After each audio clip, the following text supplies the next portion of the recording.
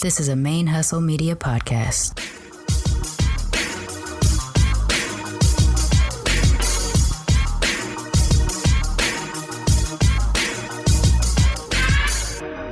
Hello and welcome to the show. My name is Jackie O and you're listening to Militantly Mixed. Yo, this is Rashani from the Single Simulcast. And when I'm not making you laugh or making up parody songs, I'm kicking back, listening to Militantly Mixed.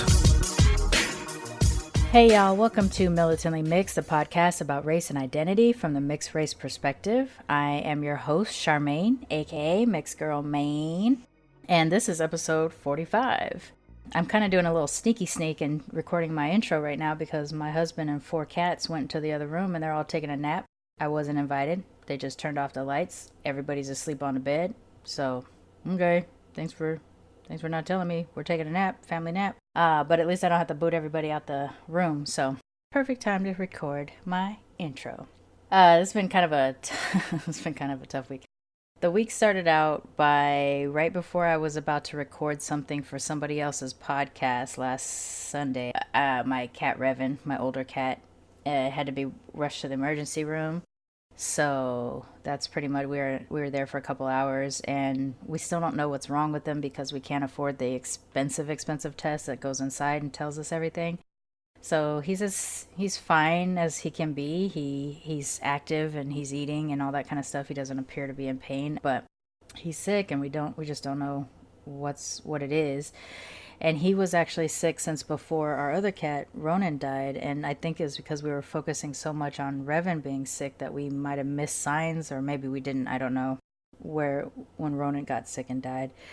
So it's giving me flashbacks because I just lost my other guy.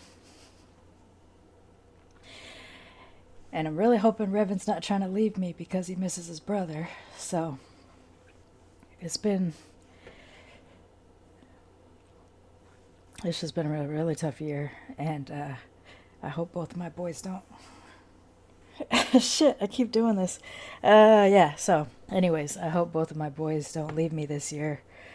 And it's really put a big shadow over kind of everything that I do right now. Not to mention my work environment is just awful. I kind of talked about it a little bit on this show, but I've talked about it more on the other show, Blurred Comics. And so the work environment is horrible and it's really starting to kill my spirit. So on top of the loss with my cat and my sick cat and stuff like that happening, and then I go to work and I'm just in this terrible work environment, kind of the worst I've ever been in. And I've been in some bad work situations before. It's starting to tear down my energy. And I tried to take a break in April, which I failed to do. And, but I can tell the impact. It takes me longer to put together an episode now than it used to. And even though Militantly Mixed and Blurred Comics and Black Radical Queer are like my safe spaces, my passion things that I get to enjoy, I used to, rush home and have high energy and just get it done from work and stuff. And now it's kind of taking me multiple days or all of Saturday and all of Sunday to get episodes done. So I really got to get out of that workspace. I've only been there for 7 months, but I got to get out. So I'm working hard to try to do that so I can get my spirit back, because it's definitely being crushed. So I debate whenever this happens where I do kind of sort of fall apart a little bit on my intros. I debate with myself whether I'm going to leave it in or not, and I don't want to leave it in, but I have been telling myself for the last 2 years to be more open and honest about my mental health and my depression and anxiety and things. And I feel that because of the toxic response that a lot of people still have about people with mental health issues, I decided to start leaving them in to show a real moment. And that was a real moment for me. Primarily, I had a really good day today. A friend of mine gave me a surprise massage, and I had the friend provided the service, and I was able to bring a massage therapist to my house who I really liked, and it was paid for by my friend, and it was just thinking about you thing. So I've had a really good day, but when it's quiet and I'm alone and I'm recording my intro and I thought about my cat, I kind of broke down. So I think it's important to talk about mental health. And even though Militantly Mixed isn't necessarily itself a show about mental health, it is a show that is a reflection of me and all of my intersections. And depression is one of them. So that's why I've decided to go ahead and leave those moments in, however uncomfortable and awkward they are for me and probably for the listener too. But like I said, I'm trying to be out of the closet about my issues, and yeah, so.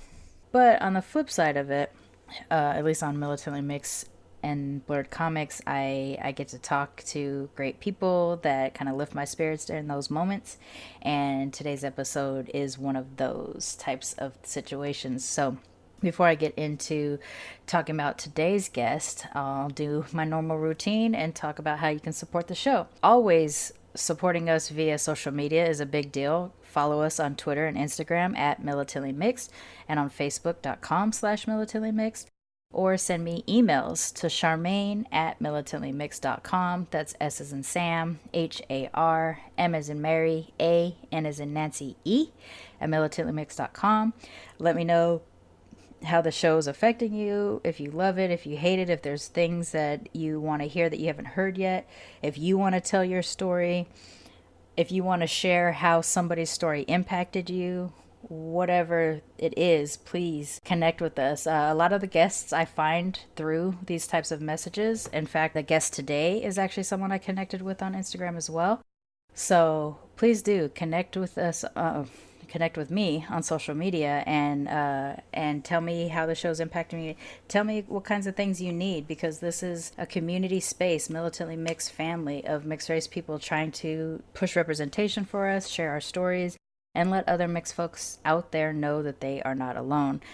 So that's a big way to support the show. And if you would like to support the show financially, we have two ways of doing that. I talk about it every week. The first way is patreon.com/militantlymixed. That is a monthly sponsorship where you can go on and support us anything as low as $1 a month to as high as anything you wish. There's different reward levels depending on what level you subscribe at, and that monthly support helps with basically the logistics of the show, putting the show on. It helps with the hosting fees for the audio file so that I can push that file to whatever podcast platform you are currently listening to us on. iTunes, Stitcher, SoundCloud, YouTube, Google Play, but basically that file is hosted on a website and that website pushes it to how you're listening to it. And the sponsorship helps me be able to do that. That way I always know an episode's going to go out.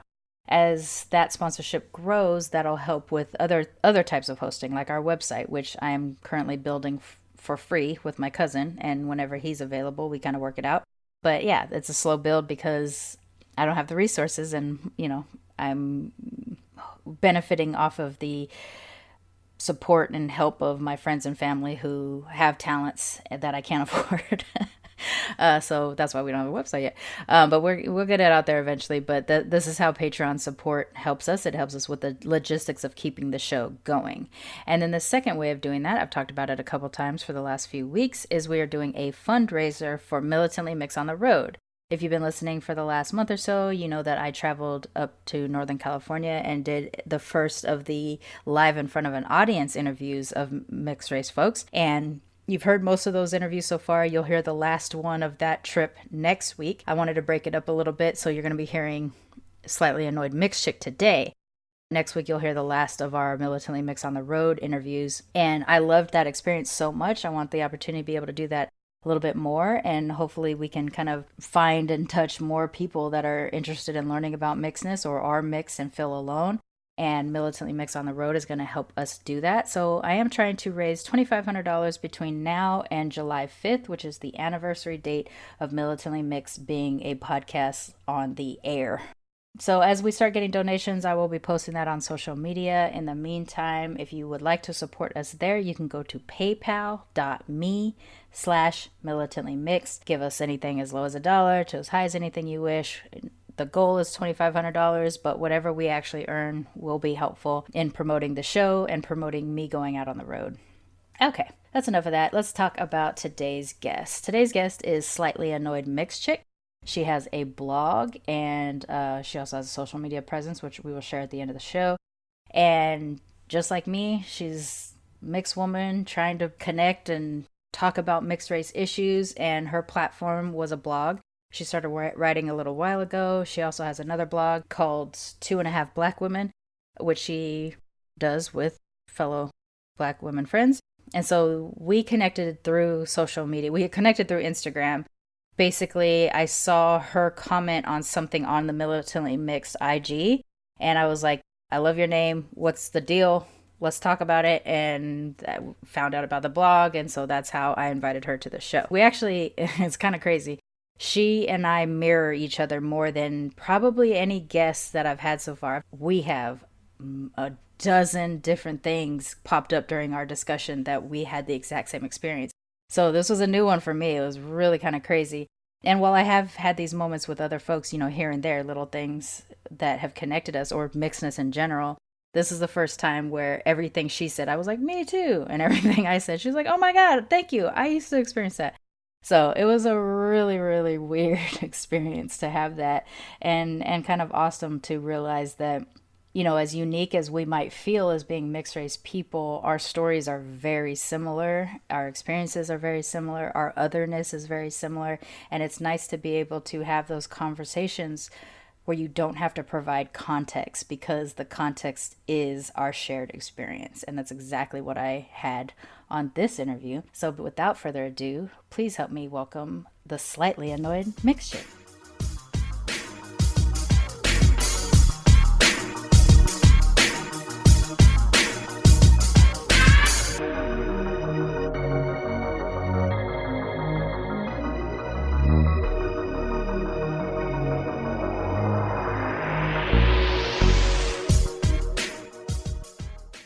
All right, so my guest today is slightly annoyed mixed chick. Welcome to Militantly Mixed. Hello. And why don't you tell everybody a little bit about yourself, and then we'll get into it. I'm a 45-year-old mixed chick who basically grew up in the loving generation. For those of you who don't know, you should look it up. It's incredibly fascinating. I come from Seattle originally, moved to Boston for college, had some kids while I was there, and moved to California. So it's been three very different views, three very different lenses in regards to race, especially being biracial. Mm-hmm. Seattle, it was a little, who are you? What are you? There's a couple of us. Boston was definitely, we don't do that. Yeah. I used to live in Bridgewater. Right? It Yeah. doesn't happen around here. Yeah. And then California has been completely different, but it took me a while when I got here to understand that it was okay, that I could walk into certain neighborhoods and I wasn't going to get looks or be asked to leave, or there were a lot of, mixed race couples. Mm-hmm. And that me being mixed was not such a bad thing, that it wasn't something I had to apologize for, and it definitely wasn't something I had to constantly explain how it happened. Right. So yeah, I work 9 to 5. I have, some blogs that I'm doing, and just trying to survive, trying to, make it in this kind of fucked up world. Yeah, so, okay, let me ask this question. Well, before we get into it, I'm going to ask the question that white people ask us all the time. What is your ethnic background? Ooh, all right. Kind of covered this in the blog because who I thought I was not who I am. Mm. So, per my family, I am Native American, I am Black, I am white, I am Irish. Per Ancestry.com, I'm Black and white. That's Right. it. There's nothing else. I am Irish, English, and about a lot of Africa. So I have that same experience, and I've been told that they didn't collect any samples from various indigenous tribes, and because a lot of indigenous folks was like, I'm not giving you my blood. Tried that before. So it's not going to come up because they don't have enough of a sample size. Oh. Yeah. That is, thank you. No problem. Someone had to answer that question to me because I was like, man, people be lying. And right? That's what I've been doing this whole time. I've been sitting there going, man, my grandma was such a liar. And why does my great-grandfather look like he stepped right off the reservation, but supposedly he's Irish? Right. Okay, Yeah, because same with on my Black side, my great-granddad, he basically has a Native American face, with, dark skin. And I was like, there is no way we don't come in with a little bit. We gotta have it somewhere. And then on the white side, on my mom's father's side, who I don't really know very well, he always talked about them coming from a Blackfoot background. So it didn't pop up. I complained about it, and then I happened to have a guest, Allison Hart, who wrote the book Mostly White, about 4 generations of mixed race women, Native American, Black, and white women. And she's the one who told me that. And she's more embedded in kind of understanding Native American culture and things like that. And I was like, oh, and it makes sense that they would be disinclined to give their blood for samples to use. That makes sense. Right. That absolutely makes a lot of sense. It also changes me calling up my father and yelling. So now I gotta call and apologize. Like, sorry, Dad. So there's that. Yeah, there's that. So yeah, well, that's interesting. So you took the ancestry test, and it altered what you felt like your identity was for a period of time. Oh, it absolutely did, because growing up, one of the things that was like part of my heritage was we went to powwows, and that was part of who I was.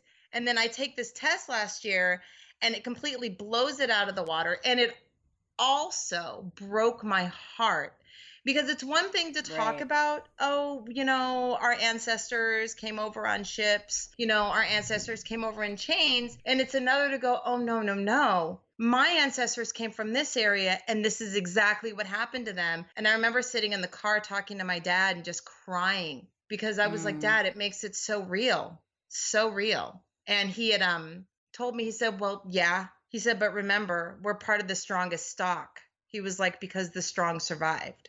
So I was like, okay, all right. Oh gosh, so the feeling of that being like ripped away from you basically through some jerk of a website, really messed with you. Okay. It absolutely did. And it's so funny, because that website constantly updates, and it just let me know that my mother's side of the family, going far, far, far back during settler times, had the same last name as my father's side of the family, where they settled in the exact same area. And when I say settled on my dad's side, you know what settled means. So we're trying to see if there's a possibility that my mom's side of the family gave my dad's side of the family my last name. Right. So it's just been, it's been great to know, but it's also just kind of like tore my world apart in so many ways. Right. And I remembered that fear, because it took me a long time to decide to do it. And actually what I decided to do before Ancestry was the African Ancestry one, which it's more expensive, but but they have like 35,000 different samples of DNA, tribal DNAs from the continent. And so I thought, you know what, my biggest problem about being Black American is that I don't have a bridge to Africa. I don't like referring to myself as African American, and I still do not like referring to myself as African American, because I don't think it's accurate, and it doesn't account for the white Africans and the Arab Africans and the Indian Africans and stuff like that. Plus, I don't want to be a continent. I don't want to just be like, there's a whole bunch of dark-skinned people over there, so like you came from there. You know, I wanted to have that touchstone. So I took that test. Well, I wasn't able to, because it's patrilineal or matrilineal. My father's side is the Black side, so my uncle did it for me. Like, I paid my uncle to spin the tube, basically. And we found out that we came from 3 different tribes in Gabon. And I was like kind of emotional. I didn't expect to be emotional, but like knowing finally that there was a place that I could research, and that maybe one day if I ever get to the continent, I could go there and be like, people I come from walked here, like I want to feel that experience, and I hope to have that experience one day. And then like 4 months later, I decided to take the ancestry test, because I'm really not that curious about my white side. And my British side has like a family genealogist that kind of tracked a bunch of stuff. So I already felt like I knew what I needed to know. Right. And the Japanese side, my family tracks back to the samurai time and a certain clan. So like I didn't have a whole lot of curiosity, but I'm like, you know what? I might as well. You never know. And that's when I found out we didn't have any Native American, and I was like, whoa, that messes up two sides of my family's stories. And I was just like, man, people just lie. And the funny thing is I've, through Ancestry, or because of Ancestry, I connected with one of my father's cousins who I never knew. And she has righted some wrongs. She's like, yeah, your granddad was a liar. So she righted some wrongs at least. But what I was afraid of, what I was terrified of, being mixed, and maybe you have this feeling too, because I do associate with my brown more than my white, I was afraid I was going to be less than a quarter black, because my dad's black, my dad's half black, my dad's half white, my mom's half white and half Japanese. So I was like, what happens if I'm like 9% black, when my whole identity is wrapped up in my blackness? And then doing the math, I still come out at like 24% black, which flipped me a different way, because I thought for sure we had a lot more white on that side, because my great grandmother was very light skinned. She could have, like in 1850s, she probably would have passed for white. In the 1970s, she was a light skinned black woman. You know what I'm saying? Like, yeah. I thought for sure we would have more white in us, but we don't actually have that much white on that side. And so I was like, oh, thank goodness. Like I'm not more white or whatever. And so this Ancestry thing, it really messes you up, because you have to decide if you're going to let it affect your identity, or if you're just going to let it be information. I went into it for information, and then I caught myself looking at the percentages and adding them up, and then being really, really upset that I was more white than I even thought I was. Yeah. Oh, yeah. And even though I knew it, and I know, logically, that Black Americans more than likely have some white in them, because unfortunately, that's just the way it is. Right. So, you take the test, you're going to have some white in you. And if you're mixed, you're going to have a lot more white probably than you are going to have black for the most part. But I was actually surprised to find out that I was like 37% black. Considering the fact that a lot of the stories I got in regards to my dad's father, my dad's black, was, oh, Grandpa BB had like green eyes and blonde hair, and he was so light that one time when because he was in the army, they were taking the train back, and the conductor came back and asked him to please go up to the front and sit with basically his own kind, because he was so light presenting. And he was like, no, I'm black. And he had to convince the conductor that he was actually a black man, because him, that the rule, you have a certain amount, no matter how you look, you're black. Right. So he grew up with that, because they grew up in Houston. So over there, it's still pretty segregated. I used to go there and visit in the summers. And I remember being there every summer, and there were no white people. There just were none. I was the whitest girl, and I look pretty darn white to most people. I have a tiny little nose, light skin. But I was raised by a black man. My mom died when I was 5. So my father always raised me as, you're black. Right. There was no, you're mixed. There was no, you're biracial. It was just very simply, you're black. Right. And it wasn't until I hit high school that it became an issue, where it was like, no, you're not one of us. And the white kids were like, no, you're not one of us. So I had nowhere to go. So I started hanging around the Vietnamese kids, because they didn't seem to care.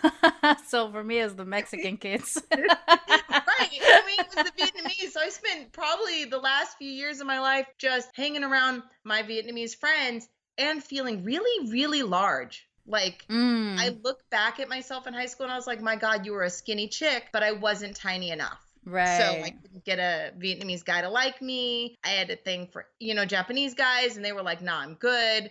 So I really didn't date in high school. Right. When I moved to Boston, it was almost like this light, this beacon came down, and I was like, all these people look like me. What are they? Oh, they're Puerto Rican. They all look like me. You're right. And if I just keep my mouth shut, want me.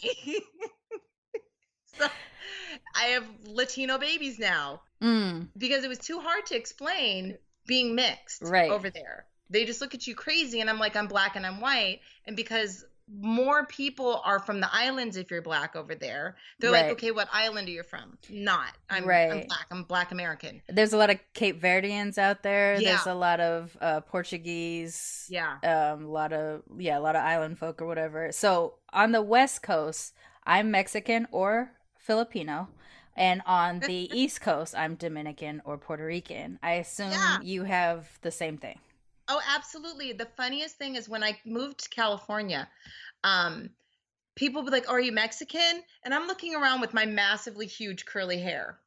Yeah. And I'm like, I what? Am I what? I don't look like Mexican at all, but they never came up with the concept of mixing two races together. Like when people ask me all the time what I am, I'm like, well, what do you think? And they still can't go, you must be this and this. They just give me one definitive race because in their minds, Mm-hmm. it's so hard to conceive that two different groups of people would get together and have a child. And I Right. don't know why in 2019 that's such a far-fetched notion, but they have such a hard time with it. Yeah, I was growing up in Long Beach like, during high school, and I had the crunchy curly hair because that was the look. It was the early '90s, and so I because I'm yellow, I did kind of a lot of Mexican people thought I was like them, and what I'd be like, no, no, no, I'm black and Japanese. They were like, you should be proud that you look Mexican, aren't you proud? And I'm like, how am I supposed to be proud that I happen to look Right. like if you're not looking at me close enough because my facial features are black, my skin is yellow, and so just because I had curly hair, I vaguely look like Mexican kids, that I went to school with, but I didn't talk like them, I didn't sound like them.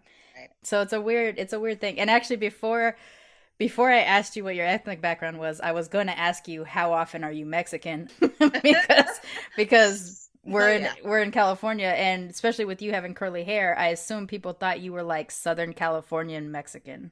I will say they don't get that deep into it, but the funniest thing is people will talk to me in Spanish. And because I do speak some Spanish, I Mm, just automatically, speak back. And then when I trail off, because I only know some, they're like, oh, they get very upset with me and they're like, but you're right, Mexican. How come you right. don't speak Spanish? And I'm like, I'm so sorry. I apologize. I'm not Latino at all. And I have to say that because if I say I'm not Mexican, then they just go down the list of, you know, Yeah, what kind yeah, of Latin? Yeah.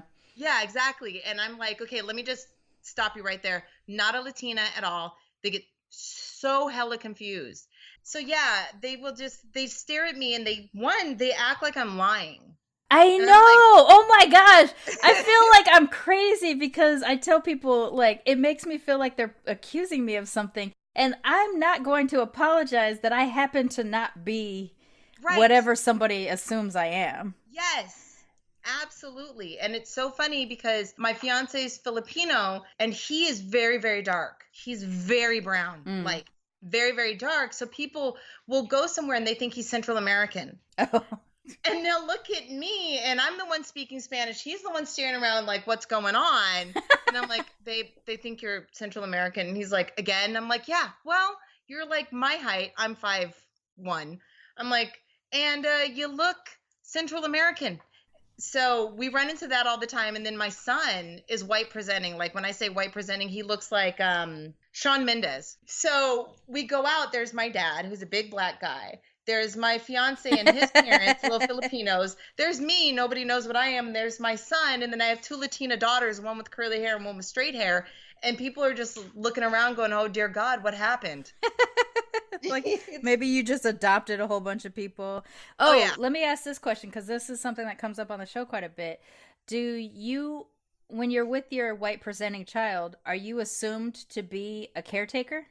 Oh, so he was born with red hair and gray eyes. Oh my goodness. And I remember very clearly someone coming up to me when we were in Boston and asking me if I was the nanny.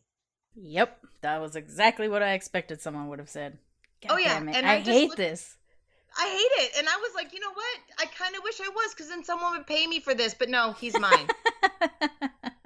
It's something that happens so often, especially when the mother is well, actually, what comes up on the show is when the mother is brown, any kind of brown, you're the help, you're the Hmm. caretaker. If the mother is white, you are congratulated for having the strength and courage to adopt a yellow baby or a brown baby and live, with this, you know, wonderful spirit to take care of a yellow or brown baby because you're white. Like that seems to be the theme of any parent or anybody Yes. I've talked to who has a white or brown presenting parent.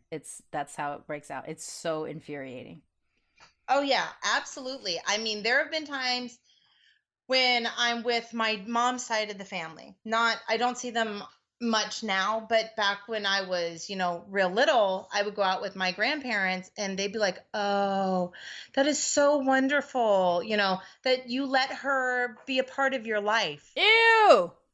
And my grandma's like, "Excuse you? This is my granddaughter. This is how it is." And Wow, people just say things. oh, absolutely. And they were from a small town in Eastern Washington where everybody was Mexican, white. That was it. Mm. Almost no black people. Definitely almost no Asians. So that by the time I had my first child, and my grandmother was much older, she could not fathom that there was any other race other than Mexican. So when I was like, "No, she's Puerto Rican," she'd be like, "That is the cutest Mexican baby I've ever seen." And I'm like, "Grandma, The question, thanks." what kind of Mexican are they, comes to Exactly. mind. Oh, absolutely. And I think, and the funny thing is that because I grew up with my mom's family in my life, I grew up on hee haw. I grew up Mm. on country music, you know, loved Reba McEntire. But then my dad was also, we're walking down the street and he's doing the head nod to all the black guys that he runs across. Mm-hmm. And I thought it was this like, "Oh, you know everybody." And he's like, "No, that's what you do. You give the Right. nod, Right. because it's a sign of respect." And he was like, "Yeah, Martin's great and Rosa's great, but there is so much more than that. Your school's only teaching you one tiny thing. Let me teach you the rest." Right. So I grew up with this very pro-black attitude in my life, and then I would have to, and I love how the world has changed so much because me growing up, there was no such thing as code switch. It just didn't happen. Right. You were just acting white or you were acting black. Oh, yeah, that's right. I am on the cusp of that as well. Oh yeah. And it was pretty awesome, not. And it was I would code switch naturally without thinking about it. It was not a conversation. It was not okay, now that I'm with my mom's side of the family, I'm going to talk a certain way or listen to certain things. It just was, "Oh, here you switch. Oh, with, your dad's side of the family, you switch." That's just kind of how it is. That's the expectation. So that when I got into high school and I was like, "Oh, I'm me, I'm a black girl." And the other black girls were like, "Well, no, you're not. Mm. You don't look like us. You don't sound like us, and you don't come from where we come from." Right. So maybe I had a few black friends, but they kind of got into it with a lot of the other black girls because they would have to stand up for me because there was a lot of bullying going on, a lot of, Mm-hmm. "Let me cut your hair, you know, you think you're so special, you think because you're light and all the boys like you." Yes, And that yeah, happened to me too. And it's like you don't like when we're at that age, that high school age, we're hoping to just be in like if I was just darker, I would just be invisible and I yes, wouldn't stand out or yes, whatever. And then they're sitting there telling you that you think you're so cute because you're mixed and you're just like, "But I'm not though. Like I'm not right. approaching my life that way. I'm approaching my life as I wish I was darker so that you guys Hmm. wouldn't see me as much." I Yes. don't know. I don't know how else to say it, but No, yeah. it's absolutely how I feel. And I feel this is the first time I've had a conversation where someone understands how that feels, except for like I have one Right. really, really good friend of mine, and her and I will get into it, like really into it, and she feels the way I feel. She's mixed like me. And I would just, and to this day, I mean, I still have some of that little, "I wish my nose was wider. Mm, I wish I was browner." same. I'm not willing to get in the sun and get skin cancer, but if it could happen magically, Right. then maybe I wouldn't have to be scared, to step into a conversation or sadly try to find a way to wheedle in, "Hey, I'm black," so Right. that they don't think I'm just one of those girls who wants to hang around black people and sound black. And Rachel Dolezal, thanks a lot. You really. Fucking Rachel Dolezal. She ruined everything for light Yes. skinned mixed people, I swear. How many Yes. times somebody has said, "You're on that Rachel Dolezal tip to me." I'm tiny and I'm not a violent person. I have no physical prowess, but it is the thing that makes me feel violent. Yes. Yes. I just feel like she set light-skinned Black people and mixed people back so So far. far, so far. Oh my Yes. gosh. And people get bent out of shape. Like, they're like, why you hate on her that bad? She's just trying something. And I'm like, yeah, but see, I'm not trying something and I'm being accused of trying something when I am a little Black girl from the hood. I just happen to look yellow. You know, like, that's the thing. I just happen to look yellow, but culturally I'm Black. I'm somewhat culturally Japanese, but not as much as I'm culturally Black. I drink tea on the British side and I like British humor, but that's about as British as I get, you know, like Caucasian British as I get. I'm a Black girl in a yellow body. That's it. And Rachel Dolezal, ugh, ugh. I mean, the only thing that I can say is at least she's messed up her hair so much that her hairline is gone halfway to the back of her head, and that's like the only punishment she's going to receive as a result of what she's done. That's it. I feel so heartbroken for her children. It really ticks me off. And I look at what she's going through, and I think I started to watch, and I think it was on Netflix. Yeah, I couldn't bring myself to watch it. I don't want to see her cast as a Yeah. sympathetic character. And I tried, and I think I probably got the first few minutes in, and I was like, you know what? I'm not going to do this because I'm just gonna get pissed off, and I'm just going to start screaming at the screen, and then I'm going to feel worse about me. And I'm Right. going all my insecurities about how I present when I walk outside, when I'm around other, and it's only Black women for some strange reason. For me, it's not Black men. More often than not, when I run into a Black man, he inherently knows what I am. Yes, this is, oh my gosh, this is the most talking back to myself conversation I've had. Like, I get taste of this with a lot of people on the show, but this is like the realest one ever. Because yeah, Black dudes, 100% I'm Black. For Yep. me though, and I wonder if it's different for you because it comes with, I think, where I grew up. Light skinned people, I am not Black enough for light skinned people where I grew up. Not now, but where I grew up. Dark skinned people though embrace me. Dark skinned women embrace me usually. But light skinned women don't. They line me up as competition, or at least not now, but when I was a teenager, that was my experience. So I was terrified of light skin, fully Black identified light skinned women. I was scared because those were the kids that would beat me up in school. But what about you? Like, do you have, like, so you say like the men identify you right away, but do you notice a difference between darker skin and lighter skin women and their acceptance of you as Black? You know, I thought about that, and it was like, no, it really was a mixed bag. There were just some girls and it was an immediate thing for me. They would look at me and immediately they didn't like me. They didn't care who I was. They didn't want to get to know me. There was something about the way I looked. There was something about the way I talked. They didn't want any of me. And they knew by looking at me that I was half, and that Right. pissed them off. And then there was other Black girls who were just automatically like, nah, she's hella cool. You know, what's your problem? And it was one of those things that either you like me or you hate me. And it created this person that I am now where I'm just pretty ambivalent because I'm so Okay. used to either you love me or you hate me, and there's not much I can do about it. You know, I've been told I'm polarizing by the way I look because I Damn, don't mean that's rough to tell you yeah, that just something you have no control over. Like, at least say it's my personality that is yeah, no, polarizing. I can do it's something my about look. that. It's the way I look. And I've had a few of my girlfriends tell me, well, you know, unfortunately, you bring up some really, really strong feelings. And I'm in other Black women, and I'm like, I get it. Oh I yeah. absolutely get it. I don't fault them in that. I totally understand. I spend so much of my time doing research and just being in my feelings about it, but there's nothing I can do. I cannot change how I look. Right. Because if I could, believe me, I would. Same. And this is a thing, and tell me if you feel this way too. In my case, I feel like as much as I love myself and as much as unapologetically mixed I am now, that's obviously me being 41 and going through it, you know, blah, blah, blah, blah, blah. But there's this part of me that would still take the dark pill if the dark pill was available to me.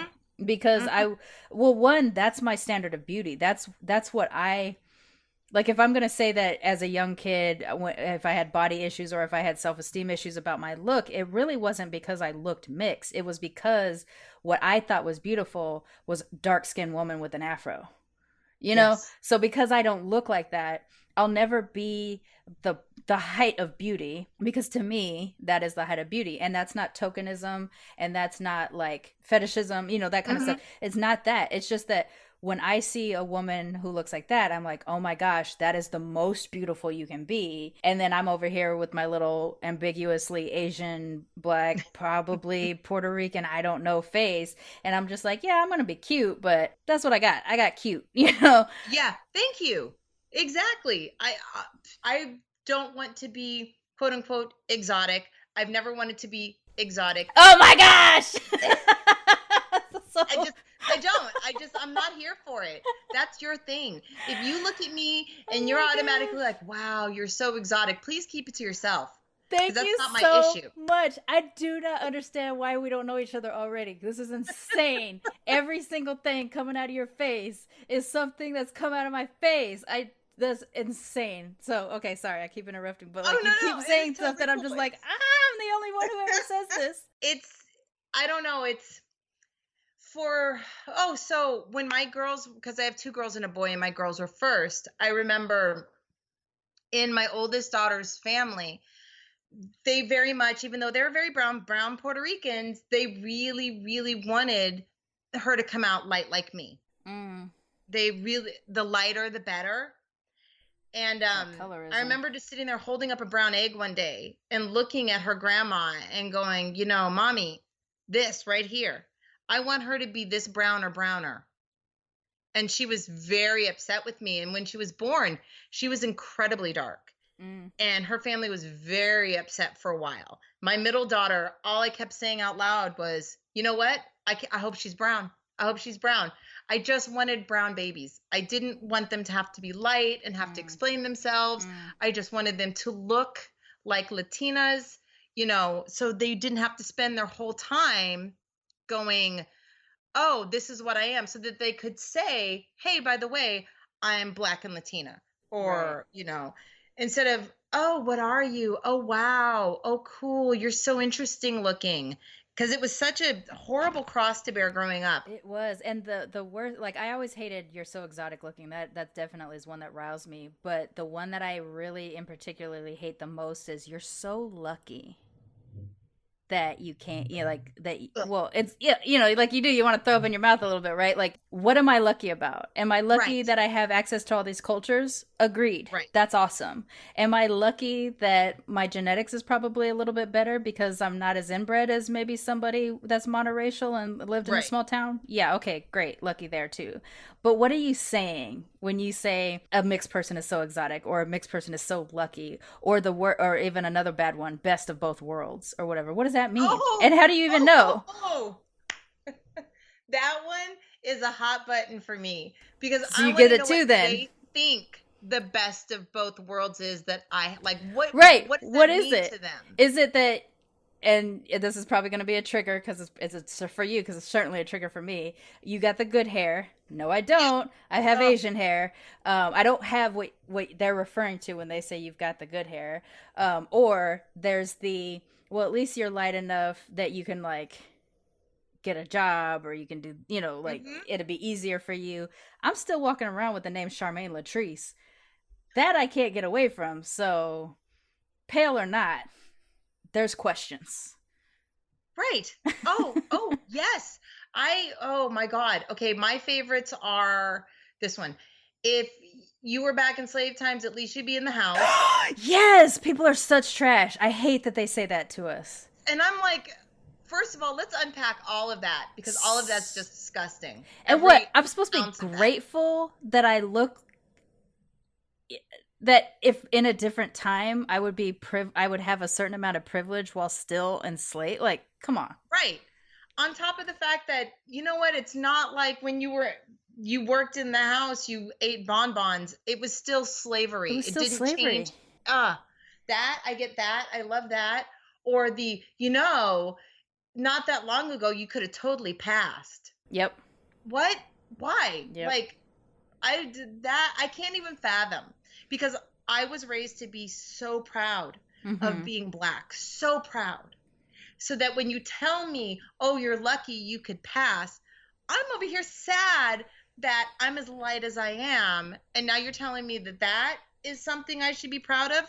No, I'm not proud, because people will turn to me and they will say the most disgusting, disparaging remarks about Black people, thinking that I'm either Latina Mm-hmm. or thinking that I'm some off-brand white girl. And they'll say shit, and I'm just like, first of all, slow your roll. Right. Second of all, I'm Black. And they'll always go, and? No, there is an and, but that's not the point. Yeah. The point is, you don't get to come to me and be disrespectful and racist and think that it's okay. My favorite term that I use when I'm mad is, I know you think I'm Black girl light, but no, I'm not some Black girl crystal light version. I'm still a Black girl, and I'm hella proud of it. And if you come to me disrespectfully, I'm probably going to be louder than my Black girlfriends are. Yeah, so people ask me all the time, why are mixed girls so much more militant or so much more radical than other Black folks? And is it an overcompensation for being light? I don't think it's an overcompensation. And actually, I'm super duper offended when someone says that shit to me. But I do wonder, you know how, like, you don't want to hear, you know, like how where the truth hurts, and that maybe there's a nugget of truth there, but I don't want that to be true, so I'm more just offended by it. I don't want to think I'm more militant or more outspoken because I am lighter. I want to say that this would have been me no matter how dark or light I came out. I don't know, and I kind of don't want to know the truth, because if the truth is, yes, I'm more militant because I'm mixed and because I'm light-skinned, I'll be really disappointed in myself. I have thought about that a lot, and I've come to the hard realization that more than likely, probably. Yeah. I probably am in your face about it because I feel like I have to prove something, because I'm constantly told, which side are you? And then when I say Black, it is almost like, okay, then prove it. Yeah. If you're so Black. But the other thing is, I've thought about what you said too. It's like, if I was browner, would I be this way? But if I was a guy, would I act like this? Right. There's other things. It doesn't matter. This is what I am. Yeah. So this is my journey. And I would be a completely different individual. And I don't know where I'd be in my life if I was browner or lighter. Because I had a girlfriend in high school that I met in my freshman year. There were 3 of us. And we were 3 mixed girls. And one girl, she looked just like a light-skinned Black girl, a little light, but that was it. Another girl had blonde hair and green eyes, and she was lighter than me. And we had 3 incredibly different views on the exact same experiences, simply because of the way that we looked, and we compensated in very different ways, you know, and I compensate now, and I know I do. You know I'm mixed. There's nothing I can do about it, but white people never wanted me. Exactly. And that's the thing. It's like, white people just cast us aside. We're never half white. Right. We're mixed Black. Exactly. Oh, yeah. Yeah. Absolutely. So here's my whole thing is, I don't know, like, I've never chased whiteness. I've never felt bad that the white people didn't accept me. And in fact, I didn't, like I said to you before we got started recording, I didn't really start to see white people until I was, late teens, early 20s and stuff like that. And then I viewed them as if it was my own private little National Geographic. Like, white people are so weird, And I'm always, and I would be that awkward mixed girl that would say, why do go straight up to a white person and be like, why do white people do blah, blah, blah? And then I'm forcing them to confront their whiteness without them realizing that whiteness is a thing. Whereas, like, everybody seems to be aware that Blackness is a thing. Right. Or whatever. And people, but I will say, I'm offended when a white person assumes I chose my brown because, okay, I'm trying to figure out how to word this. I guess it's just the assumption. It's just like, oh, you know what it is? It's when it's like, oh, you assign more to the Black side because Black is so cool and so hip and this and that or whatever. And it's like, no, I assign with my Black folks because my Black folks are the folks what accepted me when I was little. Yes. When I didn't know white people, and white people to this day, if I tell someone like, essentially I'm half white, and they're just like, that's cute.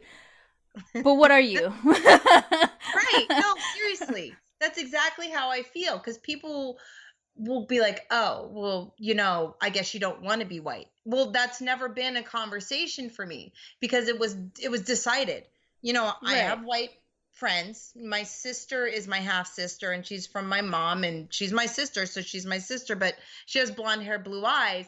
And people are always like, oh, so that's your sister? Well, then why don't you act more white, or why don't you hang out with more white people? Ew. Why don't you consider yourself white? And I'm like, from the time I was little, I was told, and not by my father, but by society, this is exactly what you are. You are not white. We don't want you over here. We're not asking for you. And if we do like you, it's because you're light enough and you're a token. You're the black person that we can show everybody that we're cool with black people with. And I'm not here for that shit. Palatable black. Yeah. And I've been the palatable black hire. I've been the palatable black friend until I realize that that's what's happening. And then I'm no longer that friend. I've been told in the corporate environment, I've been told that I'm the best kind of hire because I check off almost all the racial boxes.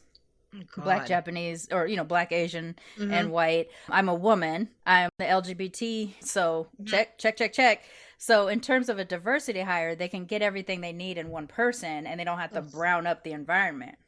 That is disgusting. Yeah. Wow. And also like super illegal. Wow.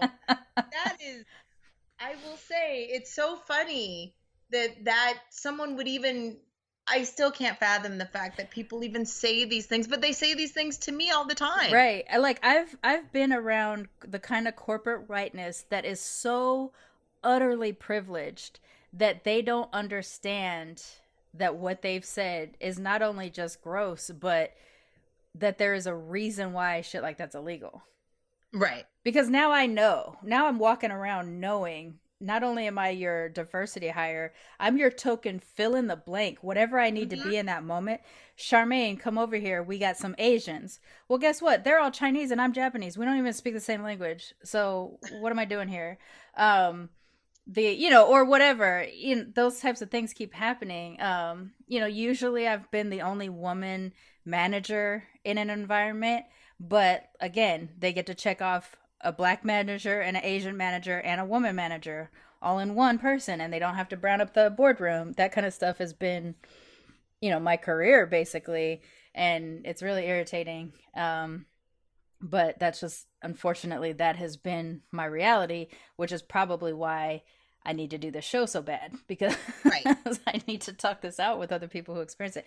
I am like so blown away by the stuff that you've said that are pretty much, I feel like I've split into two and I'm having a conversation with myself because a lot of the times, one thing that the show has done for me is expose me to mixedness that I never understood or that I didn't have access to. Like, I have a half sister. I didn't grow up with her, but I have a half sister like yours who's white presenting. We actually look a lot alike. And I think people would identify us as sisters if we stood side by side, but she's white presenting. And so people have to discover she's mixed with black. And I don't know what that experience is like for her. But I know that I, for years, discounted white passingness because I thought, golden ticket. Go out through the world and just assimilate. I didn't really think about them needing to feel whatever their brown was the same way I feel. But because I'm kind of identifiable, like a black person can see me coming a mile away, I rarely... And in fact, in my life, I've only had one person actually tell me they wouldn't have known I was black unless I said so. In all 41 years, it's only happened to me one time. Usually it's someone who just walks up to me and says, "You black, right?" Or they just call me little sis, and I know that means that they know, stuff like that. Like, usually I don't have to explain it. My favorite one was a coworker from the other side of the warehouse saw me at the copy machine and said, "Okay, Charmaine, I see you." And I didn't know what she was talking about until she came up close and she's like, "You got a big old booty." And I was like, "Yeah, well, did you have to shout that across the whole warehouse?" So So, there's things like that I experience that, validate my blackness without me having to do it for them. Right. So the show has taught me, oh, there's some people who actually present white and need to be their brown, but they'll never get that chance. And then there's people like from my first episode, John Corbin, who presents brown, but is in a white environment and for a long period of his life wanted to present, kind of needed to present white. It would have been easier anyway for him. Right. But then I talked to you, and like I said, there's nuggets with every person. I'm like, oh, I can, understand that, or I've experienced that, or whatever. But like you, every single thing has been, that's happened to me, that's happened to me, that's happened to me. And it's such a different experience, because the only other people who would have that direct thing is probably my cousins I grew up with living in the same house as. I haven't seen it with a person I've never met before. So it's crazy. It's so crazy, the things that you've said. It feels good to know, because there are things that I've grown up just feeling, and there's no one to have these conversations with. Right. There's no one to talk to bounce it off of, because when I've tried, it's, oh, no, you're fine. My black girlfriends are like, oh, you're just one of us. We had a conversation, because I have two blogs, and my second blog is with two of my girlfriends, and it's called 2.5 Black Women. One of the we were talking about one of the posts that we were thinking about, and I had brought up in regards to being mixed, like, do you feel like, mixed girls have to try harder?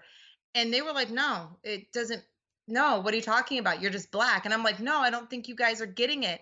There's so much backlash from some black women, to the point where if I even I get scared to say I'm black, because it's just going to be an automatic dislike. They'd rather me say I'm white, and they deal with me better than me saying I'm black, because I bring up so many feelings. And this is why I write, because I spent middle school, high school, my 20s, my 30s, floating in this ambiguous sea and having no one to even talk to relate to. So I'm writing it all down. And now I've gotten it back where people are like, well, your blog's great, it's cool, but you don't talk about being mixed a lot. Well, because there's more things to me than that. I'm not just a mixed person. I'm not one-dimensional. You're not one-dimensional. You have feelings. You talk about things that matter to you. Why can't I talk about the things that matter to me? And why are the only interesting things about me being homeless, pregnant and homeless, being in a battered woman shelter? Why is, my tragedies? And it was so funny, because someone told me the other day, they were like, that stuff's the most interesting stuff, because that's kind of what you expect. Like, what? People say the most foul shit to me, like, you don't know. Wow. They say these things because they think I'm cool with it, because they can't say it to their black friends, so they say it to me. And I was like, what do you mean that's what you expect? Well, when you think tragic things with people being poor, you think of black people, so that's more interesting. And I'm like, whoa. Wait also, why is my tragedy fodder for your interests? Why do you get to be interested in what pain I've suffered? Yeah, I mean, like, I present it, yes. I put it out there for them to read, but I also talk about things like body shaming and slut shaming, and, how we're raising our men. We need to raise them as whole, holistic human beings, not these caricatures of what a man is supposed to be. And people are like, that's interesting, but we want to hear more about how hard it is to be, poor and mixed and a single mom. No, I'm not going to feed that to you. So if that's what you want, please go find someone else who's willing to do that, because that's not everything that I am. Right. This is a moment in my life.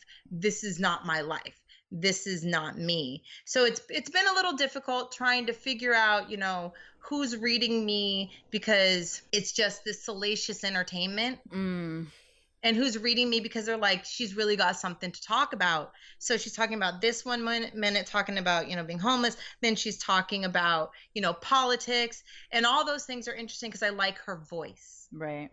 I like what she says. So I'm fairly new at this, and I'm kind of picking my way through. It's interesting. it's brought out some things in people I didn't know that have made me step back and close my circle. Right. That's yeah. Mm-hmm.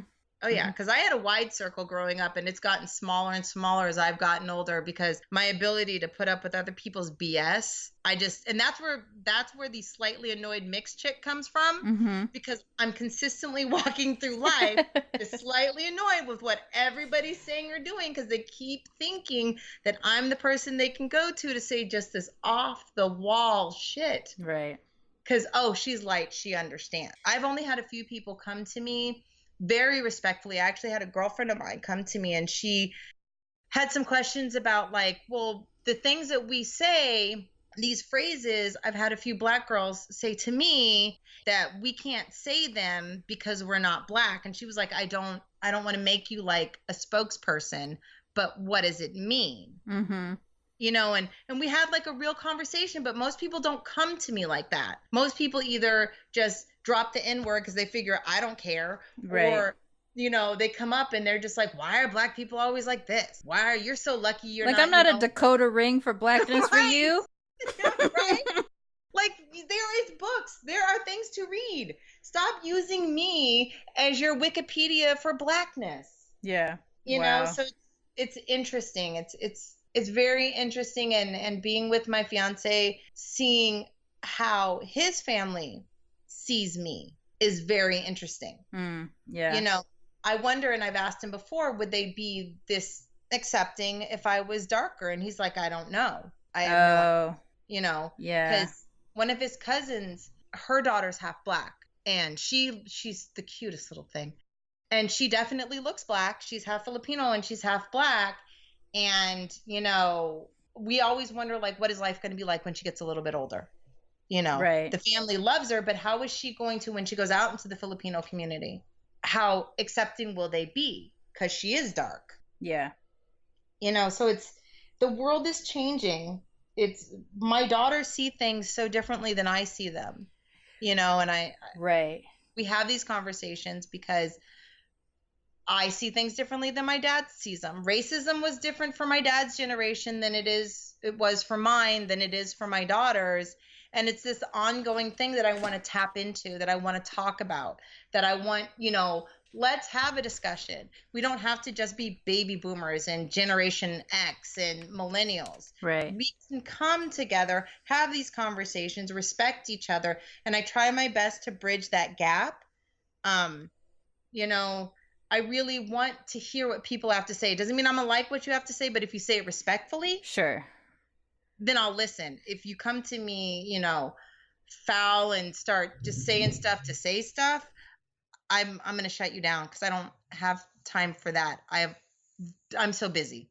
Yeah. I don't have time. And it's just exhausting. The term that I like to use is something that I got off of the show Code Switch from NPR, which was, they were talking about a woman who was working on a study about racial weathering, where like racism have this taxing like it taxes our bodies in a way, you know, like already of course we're more mentally drained and more emotionally drained probably than, you know, white folks, because of what we have to do, like what we have to deal with everyday problems, and then also be dealing with those as brown people.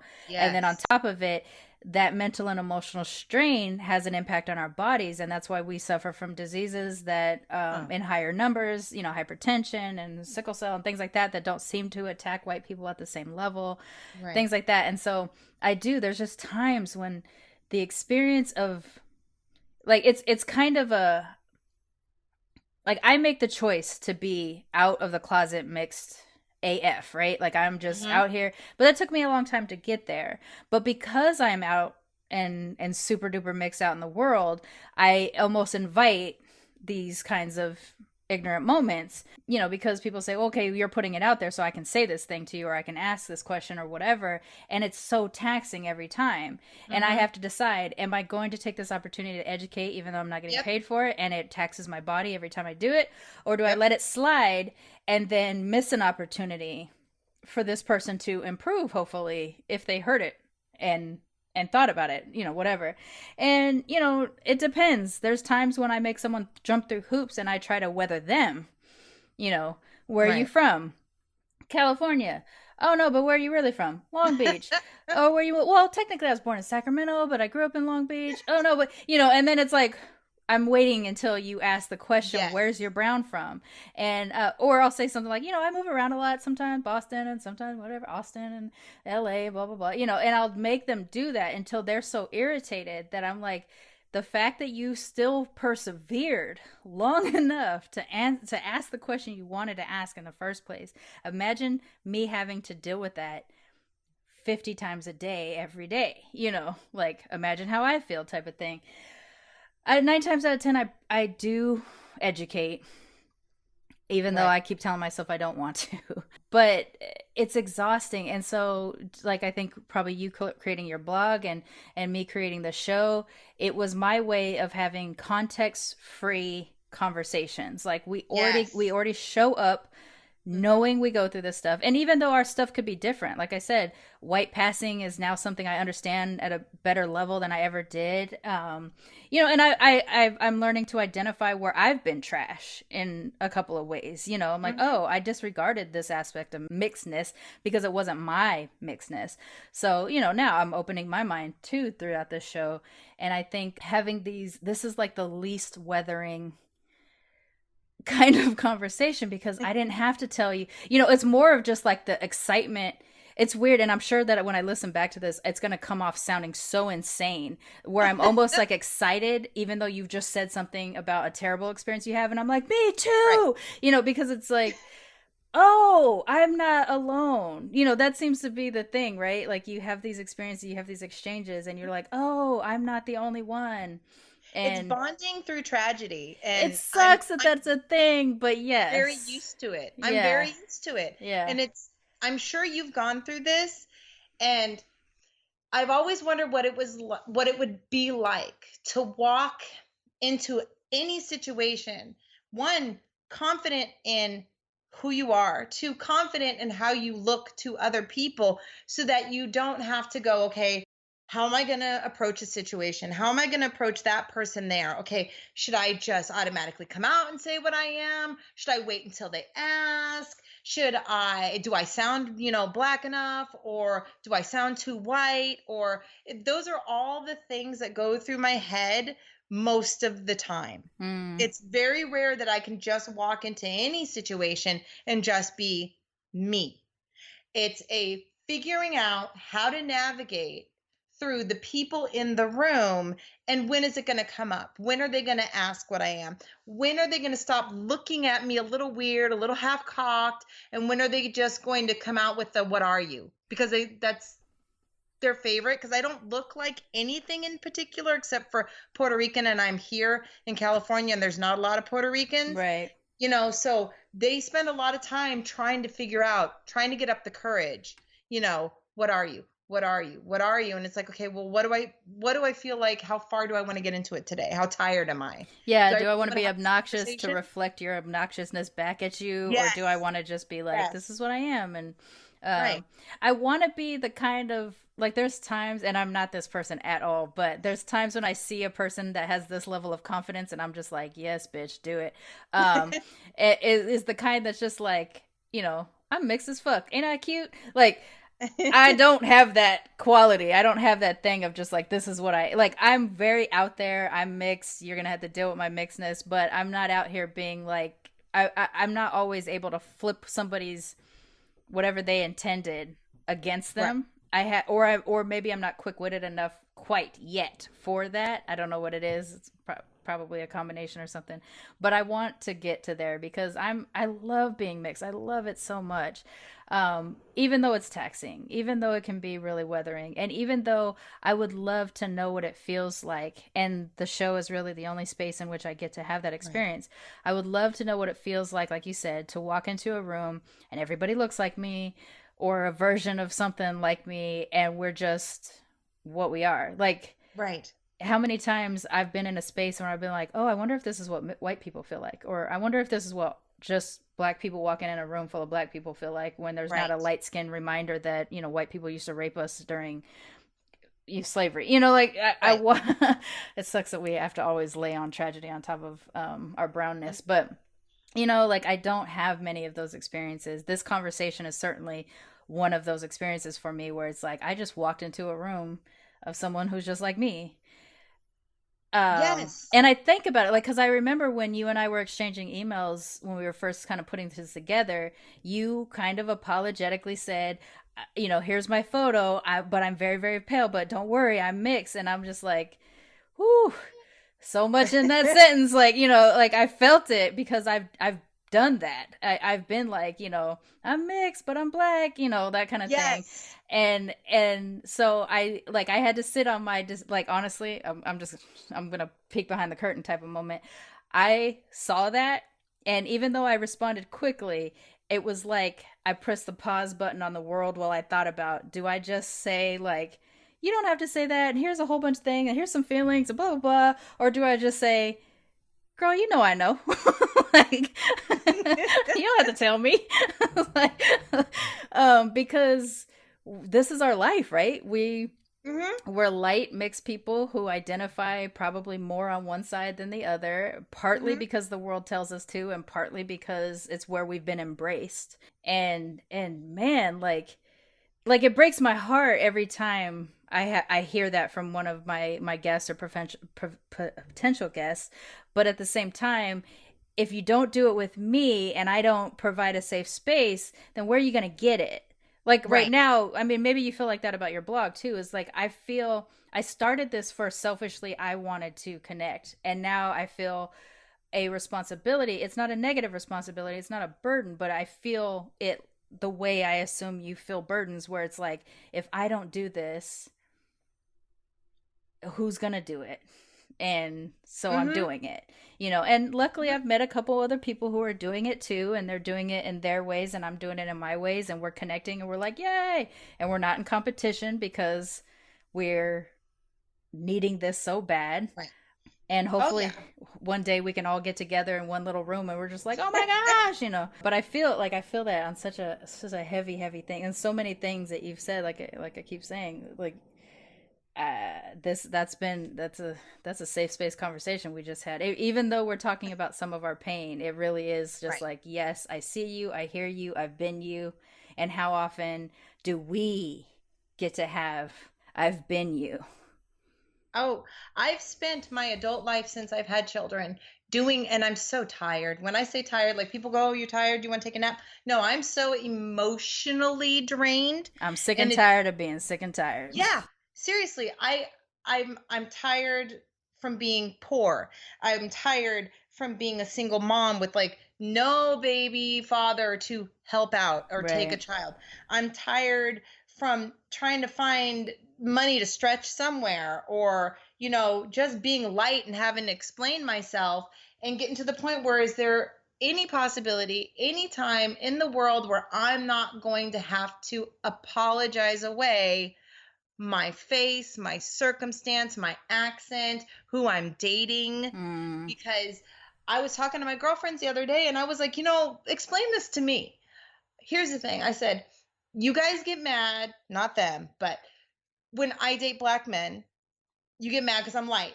But if I date someone who's not black, you get mad because I'm not embracing my black side. Oh my should I be asexual? Like, is that what would work best for you? Because that term mulatto, you know, from what I know, and I could be totally wrong, you could correct me, I was told it means mule-like. Yeah, you know? that's the origin of it.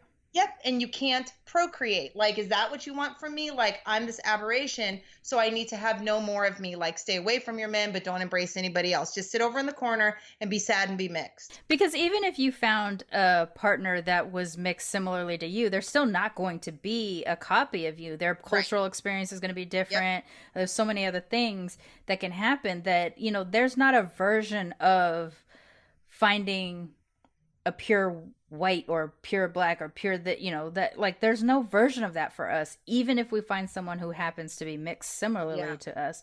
Because you might be the kind of black and white that identified more with black, and they might be the kind of black and white that identified more with white. And how do you, like, what are we supposed to do? And in my case, I feel a kind of discomfort sometimes because I ended up partnering with somebody who is essentially white, even though they're mixed. They didn't grow Right. up mixed, so they don't have a mixed cultural understanding or a mixed identification. And when I'm in black spaces with him, I'm like, oh, he grew up around us. It's okay. Like I'm Yes. apologetic and sometimes about my choice of partner, and it's like it's not my fault. He's just the one I fell in love with.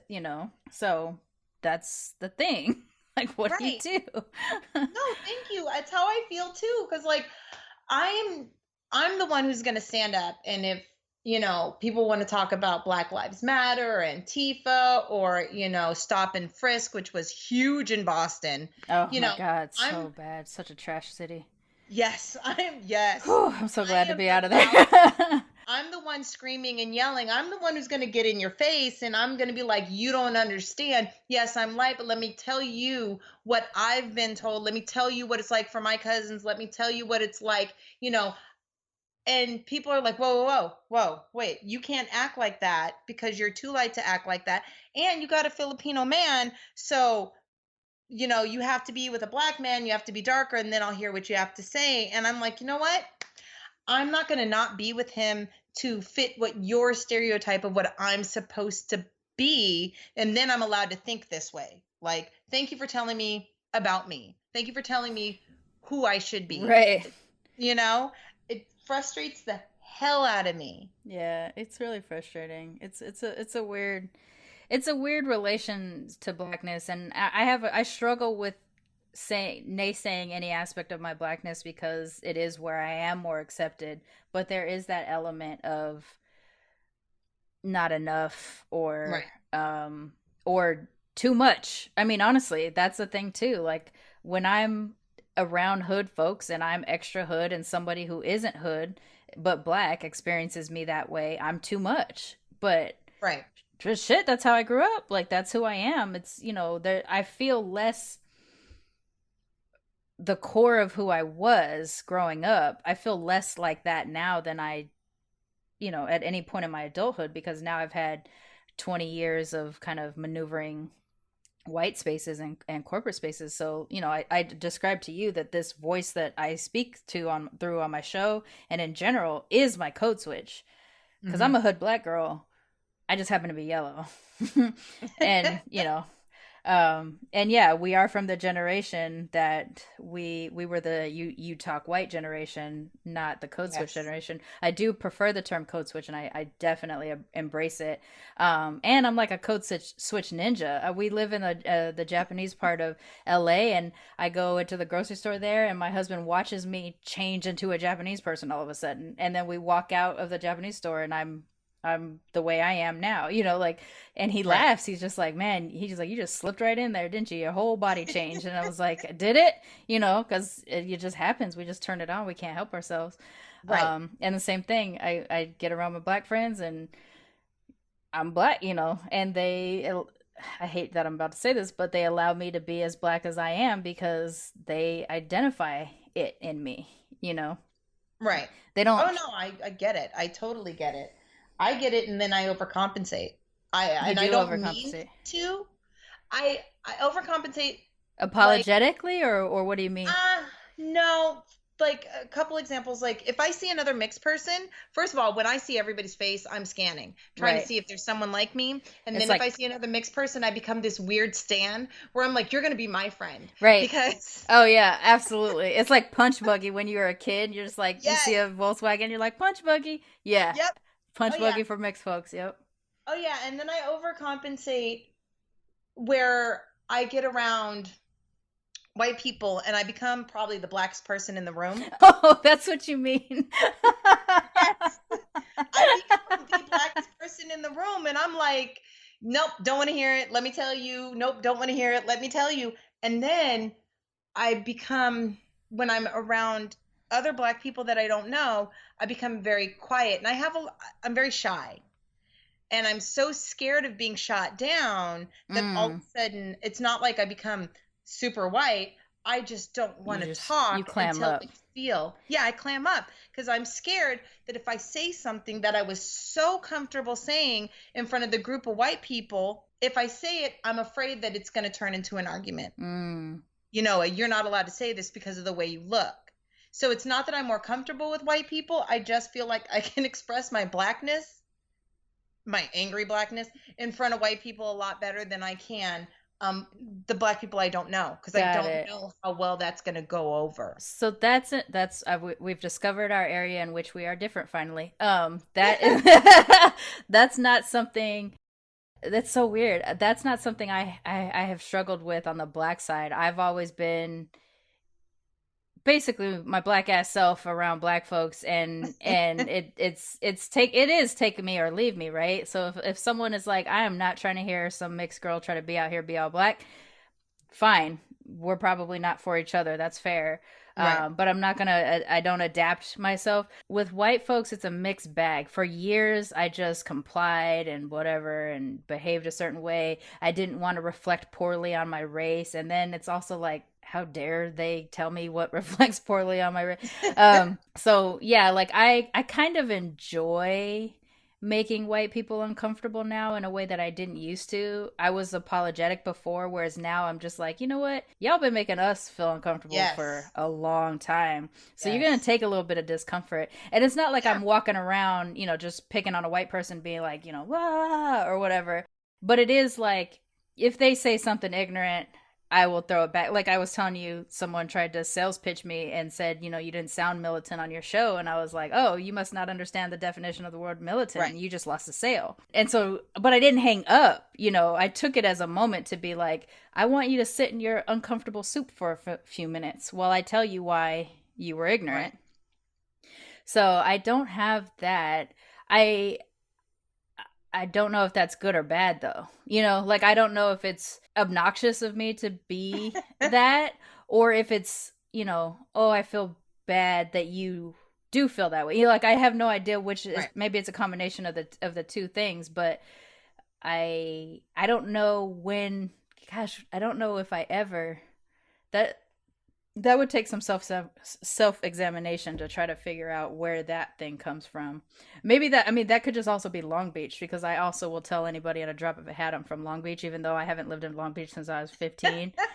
And I'm just like, Long Beach, recognize, you can take the girl out the ghetto, you can't take the ghetto out the girl. But I have like no connection or tie to that place anymore. And yet I do. Maybe that's a little bit of it.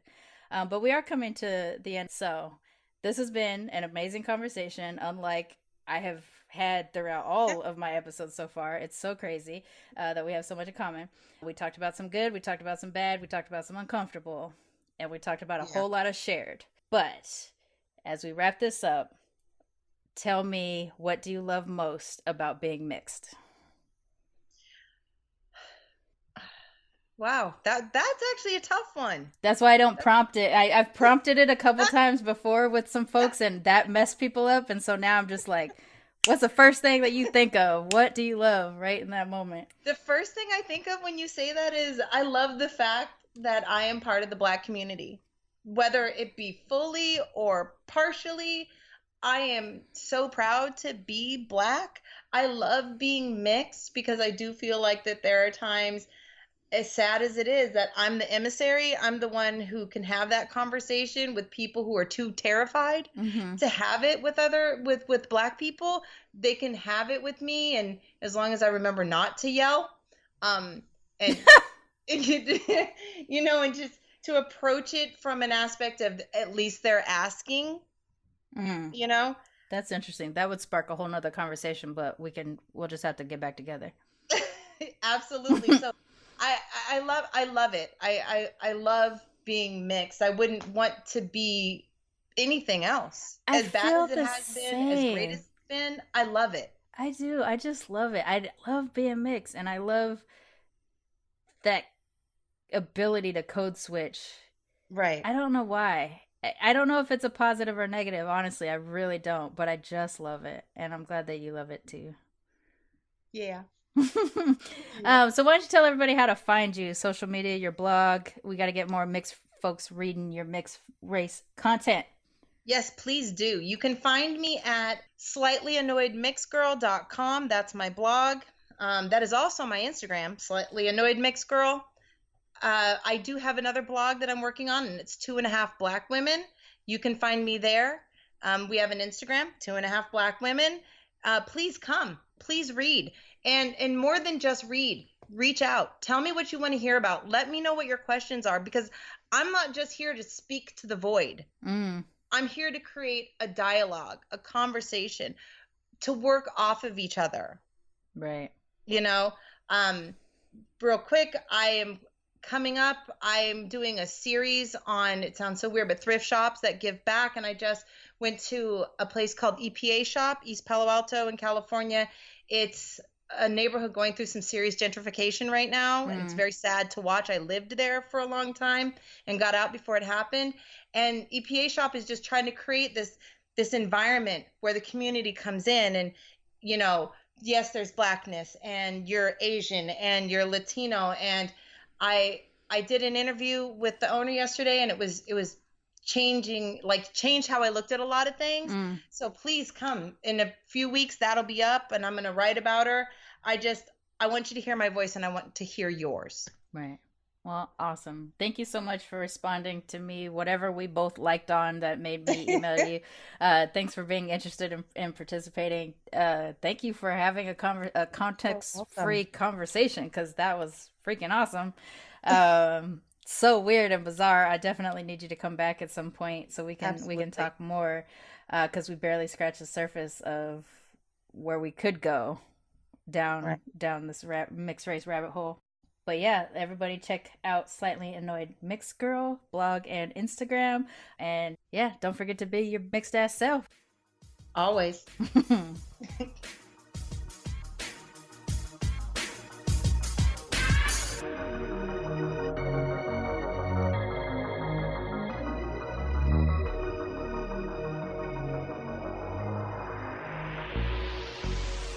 Militantly Mixed is a ManeHustle Media podcast, produced and hosted by me, Charmaine Johnson. Music is by David Bogan, The One. And if you like what you heard on Militantly Mixed, please subscribe, rate, and review on iTunes and wherever you find your podcasts.